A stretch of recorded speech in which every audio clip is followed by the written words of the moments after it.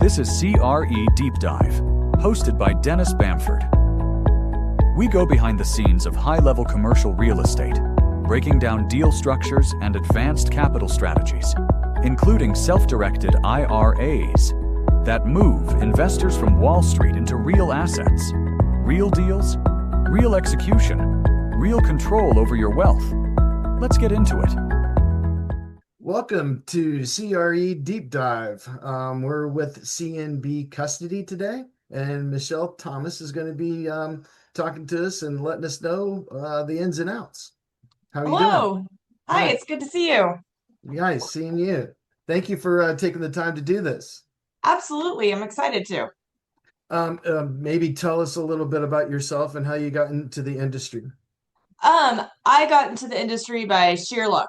I have been with CNB Custody for almost 20 years now. So we are located in small town Kansas. I grew up in this small town, went to college, went to Kansas City area for a while, and just happened to move back to my small town. It was not a plan. It just coincidentally worked out. CNB Custody was hiring for an operations position at that time, even though I had a background in marketing and sales. Small town, what can you do? So here I am, which it ended up being great for me because I grew up in the industry and the operations side. So knowing the ins and outs of the transactions and how things work. And then we said, let's really grow. Let's put Michelle in marketing and sales and get out there, meet people, talk to people. And that operations background of the industry has been great for me because I was not a financial person before this. I knew little to nothing about IRAs. And now spending 9 years in operations before I went out and did the promotion side of it has been amazing. Just been a great advantage for the sales side of it. So you've been there 20 years. How long has CNB been around? So we are a community bank, community national bank. Okay. The bank was started in 1984. The next year, the custody division was started. The bank board was approached by a financial advisor saying, hey, could you do this? So about 40 years now, a little over 40 years, we have been doing alternative asset custody. We are a division of the bank now. So we still are actually a bank. But the custody division, we have about 35 employees. We have our own building separate from the bank. If you ask us about anything banking, we're going to stare at you with big deer eyes like I don't know. So that this is all we do is alternative asset custody. Okay. So that is probably not typical in the industry at all, is it? For sure, it is not. Most of our competitors, most other custodians, start out like that's what they're gonna do. They form a trust company and they go from there. We are actually not a trust company, which is very rare in the industry. But we are a bank. So bank has custody, IRA powers. Every bank does. Most banks, you're gonna see they're using their IRA custodian capabilities to do their bank CDs, and that's about it. So we've just branched out from there, we still do our bank CDs, but we do the alternative asset route. Yeah. Are there any differences between like the way you guys do stuff between, a typical custodian and you, since you are a bank? As far as differences in processing and our services and what we offer and allow, no. Very same. The difference comes in our regulators. We're regulated by the Office of the Comptroller of Currency, the OCC, because we're a national bank. Because we're a bank, cash balances are FDIC insured. They are kept here. A lot of times, and it's not the same for every custodian, but a lot of the trust companies, because they're not a bank, they will work with the bank to hold their cash balances and ship those off, but we hold them here. And we say that's why we can keep our fees lower than a lot of our competitors is we aren't using a third-party bank to hold that money. We're able to keep it in-house. I didn't realize that before we started talking, and that's super cool. It's a unique story for sure. Yeah. Well, with the fees being talked about, do you care if I bring out, because I got the fee sheet up, and I can Yeah, pop that up here. All yeah, right. absolutely. And really, kind of as an intro to the fees, we charge our fees on a per holding basis, where you can see many custodians, and it's not right or wrong to do it one way or the other, but many custodians will charge these fees on a asset value basis, Right. which it's hard to compare fees against custodians when there's two different ways to do it. So the best way for investors is to look at their specific account, what their value is, how many assets they have when they're looking at different custodians and trying to compare fee options. Because Yeah. I say our fees are very competitive. We can't say we are more or less than this custodian because it's structured different. It depends on your account type specifically. Yeah. Yeah. Yeah. So I've noticed that there's two ways. It's either per asset or per value of the account. Right. And we do per asset. Per asset. Okay. So, so the way we do it, we're going to be talking mostly about real estate accounts. So accounts that hold direct real estate. Because the IRA owns the real estate, the IRA's name is on the deed. That's under our annual base fee, where those real estate accounts fall with a $200 annual base fee, plus in the investment holding fees, $175 per property. Now, just to get a little confusing, we'll also talk about single member LLCs down the line. When it's held as an investment product like an LLC, that's going to fall in the classic account line with a $125 annual base fee and a $50 asset holding fee. So it's less expensive on the custodial side to do the LLC. It does bring up some other issues, so we'll talk about those. Okay. And it looks like you guys do the typical alternative assets that you can hold in a self-directed IRA. Yeah. We review every asset for custody before we can bring it in. So we'll look at it. We don't do a due diligence on it. We look just, can this be held in an IRA? What's the structure look like? Does this make sense? Very basic overview. We're not Okay. going to tell you, yeah, this is a good investment. This is a bad investment. We're not fiduciaries. That is not what we do here. Okay. Okay. Let's see. I'll stop sharing that, and then we'll go. Let's do some of those questions. So, typical. Somebody's starting out. What's your typical processing time? So our typical processing time, when we get forms from the client, if they're in good order, we're going to open that account the day we get the forms or the next. And we're going to request their transfer funds the day we open the account. If it's not in good order, we're going to contact the client the day we get the forms or the next. Hopefully, the phone call is going to solve the NIGO issue, and we're going to say, okay, got it, we can open the account. Once in a while, we'll need to have them correct something or send a supplement, but a lot of times it's, hey, I just have a question about what you really meant when you listed this. We can get it done over the phone, and we get that account open quickly. Okay. The biggest issue on timing is getting those funds to us, because that's kind of where it's out of our control. We request them. Sometimes people will wire them the next day. Sometimes it's 2 weeks, 3 weeks before we get the money over. Yeah. Yeah, and it's funny to me, the other custodians that I've talked to is like, yeah, they mail us a check. You know what I mean? Yes, I'm like, what that let's, yeah, that's very typical, especially if you're doing a rollover from a 401k. A yeah, lot of the 401k providers will say we cannot wire funds. We can only mail a check, and we'll mail a check to the account holder. So they're going to mail a check to the investor, who then has to turn around and they have this check that's made payable to their IRA at Community National Bank that they then have to mail to us so we can deposit. If you're lucky, your 401k provider will at least send us the check directly. If you're really lucky, they might wire the funds, but that process of getting money from a 401k can be a while. okay. So for our military people out there, you guys handle the thrift savings plan, TSP. So we can roll over from a TSP? Yeah. Yes. Okay.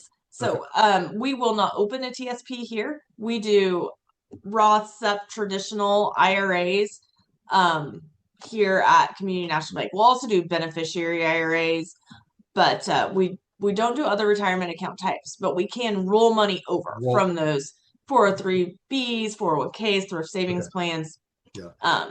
and pull Yeah. them in and open an IRA for you, funded by those. So do you guys have any of the um Coverdell education We savings? don't do that either. No, Okay. Okay. no. All right. And the we went over the structure fee. The in-service rollovers. So I think it's this year is like 7,500 if you're doing just cash. Like let's say somebody's still in a W-2 and they're like they see this and they're like, "Hey, I think this is something I want to do." They could take money, a loan from themselves from their 401k, and roll it over that cash, but it can only be $7,500. And that's so it's going to depend on their 401k provider. Yeah. Some providers will allow an in-service rollover and they'll say, yep, you can do it. We don't care the dollar amount. You can do an in-service rollover. Some providers say you cannot do an in-service rollover whatsoever. Now, when you're talking about the loan part, yes, they are allowed to take loans from the, well, again, per provider. Some providers don't allow a loan to come out. Right. Some do. So it's definitely, they're going to need to go talk to their provider. There are a lot of other ways to get money into the account. So if you've got the 401k, if you've got their savings plan, talk to your provider. If you've left that company, definitely you can. If you've moved on to another company, you can roll the full amount over. You can also, if you have an IRA somewhere else, an IRA to IRA transfer, very easy. Contributions, now there's going to be a limit there.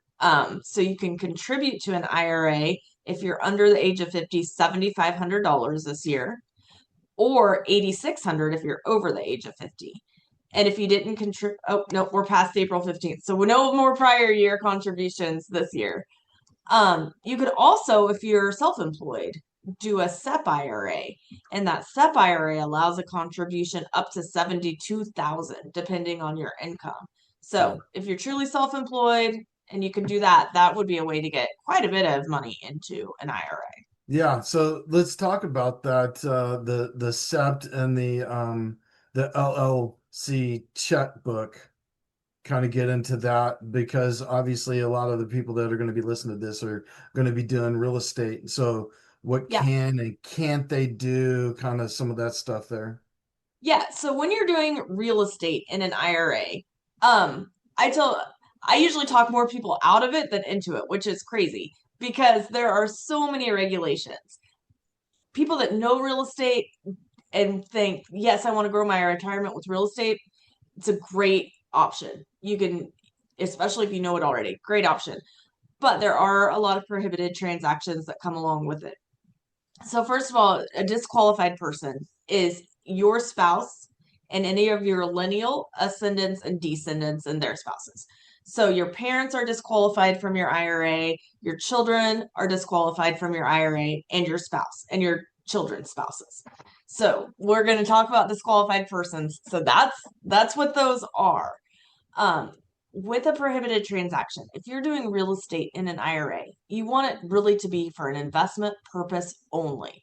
Like you find a property that you want to put in the IRA, you're going to purchase that property with your IRA funds and rent it out to one of your non-disqualified people. So you can't say I'm going to buy a home rental home in a college town and when my son goes to college he's going to live in it. That does not work. They're disqualified to your IRA. Now your son's friends can, but if that happens, your son can't even go over there and visit them. How the IRS is going to figure that out, I don't know. But I do know if they do figure it out, they will disqualify your entire IRA and make you take that as a taxable distribution. So you don't want to chance it. So again, you can't use that property yourself, neither can those disqualified people. You can't buy a vacation home and put it on Airbnb 50 weeks of the year and go stay in it for 2 weeks of the year. You also can't do any improvements on that property yourself. So no mowing the lawn there, no doing the painting. You can make decisions. You can say, I want that house painted blue, but you have to hire somebody that's not disqualified to the IRA to paint that house for you. Yeah. So that's what starts tripping people up. They think, oh, I wanted to do this, but I wanted to use that lake house for a couple weeks of the year. Yeah. It's truly has to be just investment purposes only. And if that's what you're looking at doing, then that can be a great option to do it with IRA money. Yeah. Yeah. So you you will need a property manager that is going to do all the physical. You can't do anything physical. You can say, I want X, Y, and Z done, but someone else has to physically do that. Yes, yes. And a property manager, while it's not required for you to have a property manager, it makes things so much easier. Yeah. You've got somebody handling all of that day to day, especially if you've got like an Airbnb and you need somebody to go clean after everybody's stayed. That property manager can really make things very, very much easier on you. Yeah. And to pay the property, let's say you have somebody, let's say that you don't have a property manager Mhm. and you have the LLC checkbook, or what do you guys call it? I know it's called different. Yes, so you could do it a couple different ways. We call it a single member LLC. Some people Single. call it a checkbook IRA. There's Right, right. there's different words for it. Yeah. Um, IRA, LLC, but yeah. right, right. Yeah. So if you've got it structured that way, um, what you're going to do, you're going to set up an LLC. We, again, review every investment for custody before we bring it in. So we're going to look at your LLC agreement. We're going to ask you for your operating agreement. We're going to look at it. We're going to make sure that the IRA is the LLC member and that the IRA owner is the LLC manager. Right. Make sure it addresses some IRA rules within that document. Once that happens and it's all good, we'll say, yep, we can do that. We'll set up the IRA here, we'll pull the money in, fund it, and then your LLC is going to open a checking account. Usually with a nearby bank, usually your bank that you use for everything else. But that checking account is going to be in the LLC's name. It's not going to be in your name. The only thing you can use that money in that account for is for IRA investments. So the IRA at CNB, we're going to send money to your LLC checking account. From there, you have a lot of control. You're going to buy the properties with that money in that LLC checking account. You are going to pay for any upgrades. You're going to pay property taxes. Everything's going to be paid out of that checking account and must be. You cannot take your personal money and pay property taxes. It has to be paid from that LLC account. If you've got renters in the house, that rental income is going to come to that LLC checking account. You cannot put it in your personal checking account. So you just have to be very careful with these, that you know what the prohibited transactions are and that you're not mixing funds. That, everything from that IRA is coming in and out of that LLC checking account and nothing else is coming in and out. You can't just move some funds from your personal account over to that LLC account. Okay. Everything has to be independent. Okay. And so if you were to do you, monies that let's say you have some extra money that you wanted to put into this account to this LLC because you were going to do some kind of upgrade, does it need to go through you guys first and then into it, or can I just put it in to my checking account, right, myself? No, it definitely has to come to the custodian first. So it will come to us and we'll say, where's this money coming from? Is it a contribution? Are you eligible for a contribution this year? Is it coming from another IRA? Because you can move money from another IRA as often as you want. So once we've got that here and we know that it was able to be put into the IRA, we'll move that money to the LLC checking Okay. account so that you Okay. can do investments. And the So same if you want to take money out. If you say, I've got a lot of money in here, I want a distribution from my IRA to use some of that money personally, your checking account needs to send it to us so that we can do a distribution to you and make sure that all the IRS regulations are met for IRA tax reporting. and then that's going to be labeled as a distribution. It's Correct. out of Correct. there. So if it's a And traditional IRA, you're going to get taxed on that distribution like regular income. If it's a Roth IRA and you've met all your qualifications, that money can come out tax free, but it still has to be reported to the IRS. yeah. Yeah. All right. You want to go to your website and look at some of the stuff on there? Yeah, All right. yeah. Our website is cnbcustody.com, and there's a great page on here. If you scroll down just a little bit, there is a great spot for individual investors right there. Oh, up just a little further. That's going to give you all of the forms and paperwork that you need to get started. And then if you go to like the direct real estate asset types, that's going to bring you to everything you need to know. It covers a lot of the information on the prohibited transactions we discussed, and and again, all the paperwork that you need to get started, open stuff up. There's a guide that you can download from there that it gets really detailed on the restrictions.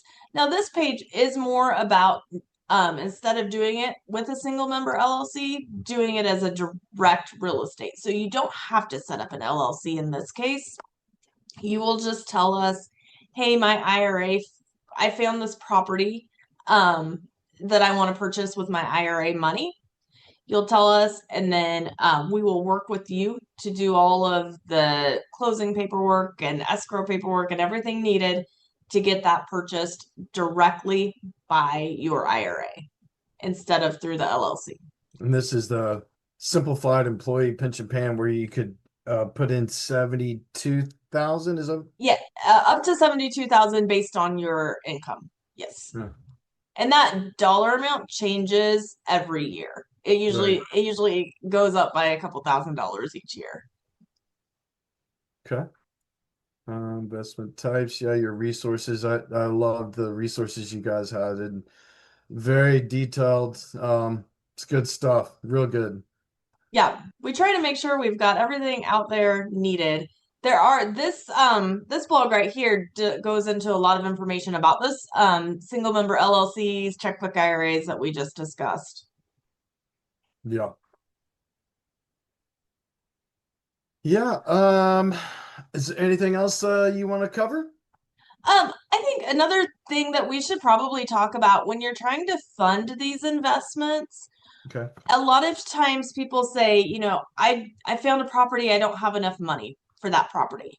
There are a few things that you can do. You can partner with another IRA, you can partner with yourself with non-IRA funds. But if you're going to do that, it has to happen at the time of purchase. You can't purchase it and come back later and say, oh, no, I want to add some money from my personal funds or from my wife's IRA. But what you can do is you and your spouse can both have IRAs. And at the time, and you can find a property, and at the time of purchase, you can say, we want to purchase this with 50% from each of our IRAs. And you can go in and do that. Everything has to be titled, it's Community National Bank custodian for the benefit of this person's IRA 50%, joint tenants with whole titling again, this person's IRA 50%. Then you have to make sure, and it doesn't have to be 50-50, it can be whatever percentage you want, but then you have to make sure when you're paying expenses on those properties that it comes out in those percentages. Whatever, if this IRA owns 70% and this owns 30%, this IRA needs to pay 70% of every expense, this one 30%. When income comes in, it needs to be split between those equally as well. It can only happen when you are doing the purchase. It cannot happen later.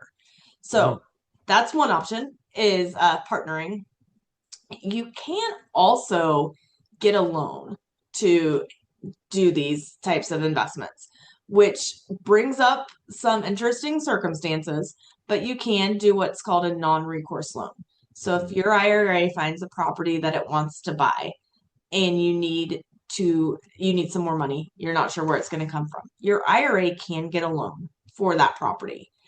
It's called a non-recourse loan, which means basically that lender has to agree that they cannot come back to you on you if you default. They can only come back on the IRA if there's a default. Asset-based loans.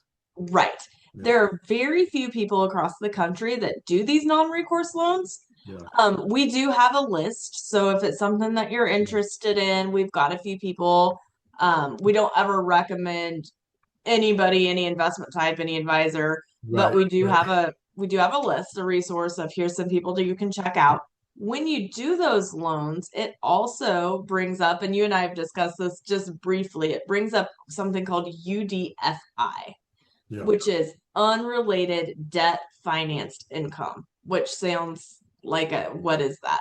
And I am not a tax expert. That is not my role here. But I can let you know what it means basically is the portion of that investment that is financed really isn't owned by an IRA.